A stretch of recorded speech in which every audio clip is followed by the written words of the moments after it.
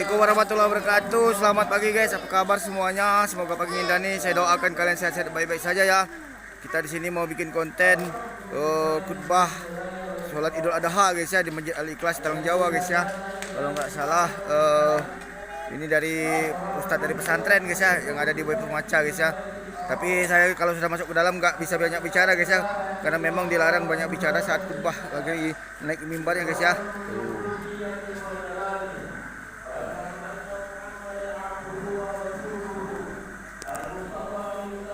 Semoga kalian sehat selalu ya. Salam buat kalian dimanapun berada ya.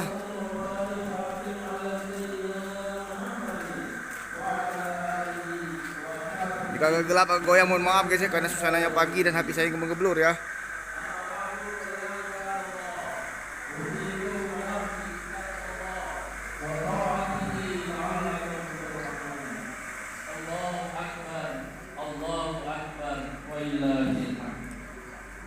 Kaum muslimin wal muslimat jamaah salat Idul Adha rahimakumullah.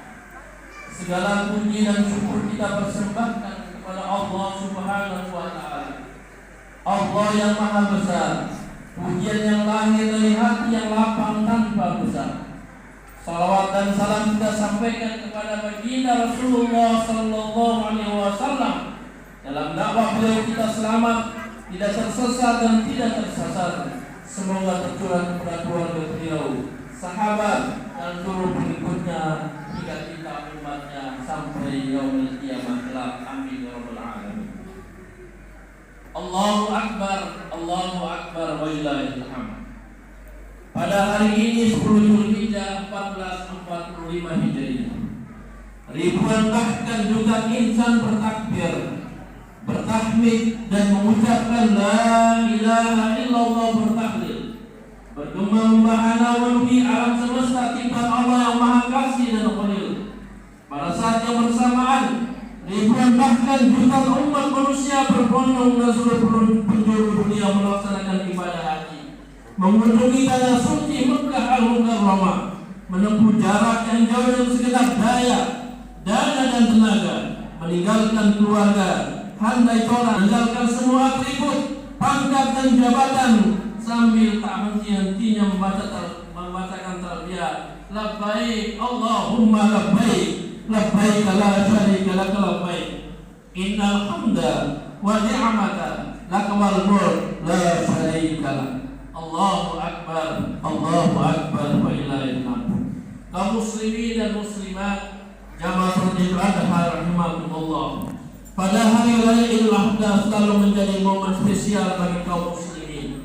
Karena itu khatib mengajak jamaah semua untuk merenungi dan memetik pelajaran dari kisah kurban dan pengorbanan Nabi Allah Ibrahim alaihissalam. Kisah indah, penuh haru dan menyentuh hati tersebut merupakan tapak tilas Nabi Allah Ibrahim alaihissalam dan anaknya Ismail alaihissalam. Selalu terngiang manakala Idul Adha datang menghampiri kita.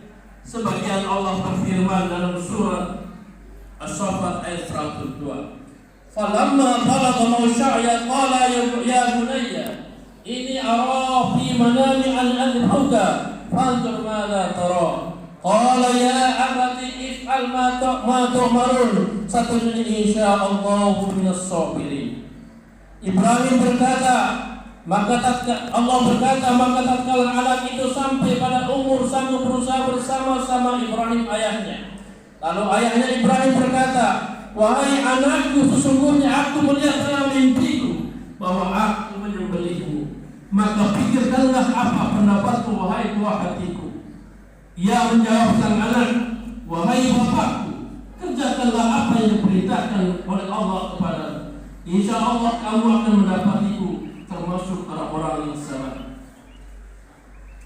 Allahu akbar, Allahu akbar wa ilahil hamd. Salah satu ajaran kita ambil dari kisah ini adalah tentang keikhlasan di dalam berkorban. Berkorban bukan sekedar menyembelih hewan, namun lebih dari itu, ia adalah bentuk pengorbanan yang tulus kepada Allah Subhanahu wa taala. Semangat Idul Adha hadirkan rasa cinta dan kepedulian sosial kepada sesama. Oleh karenanya, sidang Idul Adha rahimakumullah Ada beberapa kesimpulan penting yang berkaitan dengan Idul Adha atau Idul Kurban yang kita laksanakan. Pertama, semangat Idul Adha menghadirkan cinta. Kecintaan Ibrahim Khalilullah kekasih Allah kepada Allah Subhanahu wa taala menjadi spirit untuk melaksanakan apapun yang diperintahkan oleh Allah kepadanya. Bahkan walaupun untuk menyembelih putra tercintanya, sikap ketaatan dan keikhlasan Nabi Allah Ibrahim alaihissalam untuk menyembelih Ismail sebagai putra tercintanya yang diidam-idamkan adalah bukti kepasrahan total kepada Allah Subhanahu wa taala. Bayangkan, Ismail adalah anak yang telah lama dinanti dan didamkan oleh Nabi Allah Ibrahim. Ismail adalah anak tercinta. Namun demikian, semua itu ditumbuhkan oleh Nabi Ibrahim demi meraih dan menangkan cintanya kepada Allah Subhanahu wa taala. Nabi Ibrahim pada hakikatnya tidak diperintah untuk menjadi pembunuh agar menyembelih Ismail. Nabi Ibrahim hanya diminta untuk membunuh rasa kepemilikan terhadap Ismail, karena sesungguhnya semua adalah milik Allah Subhanahu wa taala.